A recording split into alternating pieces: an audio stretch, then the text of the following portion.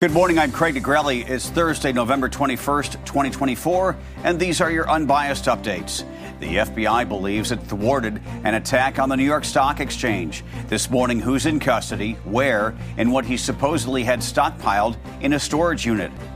And deadly bomb cyclone, a 1-2 punch for the Pacific Northwest. After massive amounts of rain and wicked winds, what to expect when something called an atmospheric river arrives. From the Straight Arrow News Studio, bringing the stories that matter to you from across the United States and around the world, these are today's Unbiased Updates. This morning, we begin with developing news from the war in Europe, which has passed 1,000 days. Ukraine's Air Force saying Russia has launched an intercontinental ballistic missile during a morning attack. This would be the first time Russia has used the powerful long-range weapon since the start of the war. Russia's actions follow Ukraine reportedly firing U.S. and British-made missiles at targets inside Russia this week. Russia had said Ukraine's use of American-made and Western weapons to strike inside the country would be seen as an escalation in the war. Ukraine says today's attack from Russia targeted critical infrastructure. The Ukrainian Air Force says it shot down 6 cruise missiles during the attack. It is not clear at this time how much damage the intercontinental ballistic missile caused in Ukraine. Back here in the U.S., a Florida man is facing charges. He's accused of planning to blow up the New York Stock Exchange. The FBI says agents arrested the man, identified as 30-year-old Harun Abdul Malik Yener, yesterday. The investigation started in February after the FBI received a tip that Yener was keeping bomb-making supplies in a storage unit. Investigators say they found bomb-making sketches, watches with timers, electronic circuit boards, and other electronics that could be used for building explosive devices in Yener's Coral Springs storage unit. Court documents indicate Yener also told undercover FBI agents he wanted to set off the bomb the week before Thanksgiving and that, quote, tons of people would support an attack on the stock exchange and that his goal was to reset or reboot the U.S. government. In Washington, no agreement. That's the outcome of Wednesday's closed-door meeting of the House Ethics Committee after the panel discussed whether to release the report on its investigation into former Congressman Matt Gaetz. He's President-elect Donald Trump's pick for Attorney General. Since 2021, the committee had been looking into allegations of sexual misconduct and illicit drug use against the Florida lawmaker, pausing its investigation for a time while the Justice Department conducted a probe. The DOJ ultimately not filing any charges due to credibility problems with the witnesses. The House committee ending its investigation after Gaetz resigned as a member of Congress following Trump's nomination. Gaetz has denied any wrongdoing. The meeting in Washington lasted a little over 2 hours.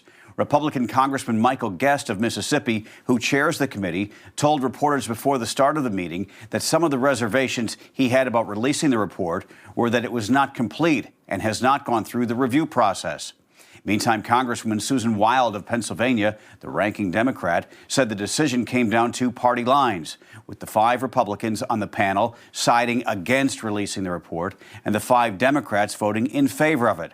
Wild said the committee will convene again on December 5th to further consider the matter. Following the panel's meeting, 2 Democratic congressmen each moved to compel a vote from the full House on the issue. The Trump transition team has called the accusations against Gaetz baseless. Vice President-elect J.D. Vance was at the Capitol on Wednesday, accompanying Gaetz to meetings with Republican senators. Vance looking for support prior to a confirmation hearing next year. Gaetz telling reporters on Wednesday night that senators have been, quote, supportive and they have promised a fair process. Parts of the West Coast are now facing a new threat as a deadly bomb cyclone winds down. It's combining with an atmospheric river. The combination is expected to cause heavy downpours and lead to life-threatening flooding throughout the rest of the week. At least 2 people were killed and more than 200,000 homes and businesses remain without power in Washington state after hurricane-force winds from the bomb cyclone roared through, triggering mudslides, blocking roads, and damaging homes. Now, the atmospheric river is expected to bring up to 16 inches of rain and snow to parts of northern California and Oregon. It will turn into wet snow at higher elevations in the Cascade Mountains, creating blizzard conditions there. The U.S. government wants to break up Google. The Department of Justice is asking a federal judge to force the sale of the Google Chrome web browser to keep the company from continuing to squash competition through its dominant search engine. This comes after a landmark ruling earlier this year found Google violated U.S. antitrust law to maintain an abusive monopoly over the past decade. In a 23-page document, the Justice Department also called for tighter restrictions to prevent Android from favoring Google's search engine. Bloomberg says if the move is approved by a judge, Chrome could sell for as much as $20 billion. Finally, this morning, history was made at the University of Connecticut Wednesday night as the Huskies coach Gino Auriemma became the winningest coach in NCAA Division I basketball history, men's or women's. Number 2 ranked UConn defeated Fairleigh Dickinson 85-41, giving Auriemma his 1,217th career win in front of a sold-out hometown crowd, as well as 60-plus former players and a live goat. Auriemma surpassed legendary Stanford coach Tara Vanderveer's record. She had just set the record last season before retiring. Vanderveer took over the title of wins leader from longtime Duke coach Mike Krzyzewski. The 7-year-old Auriemma, here you see him with the GOAT, greatest of all time, is in his 40th season at UConn. He has led the Huskies to 6 undefeated seasons, 23 Final Fours, and 11 national titles. All he does is win.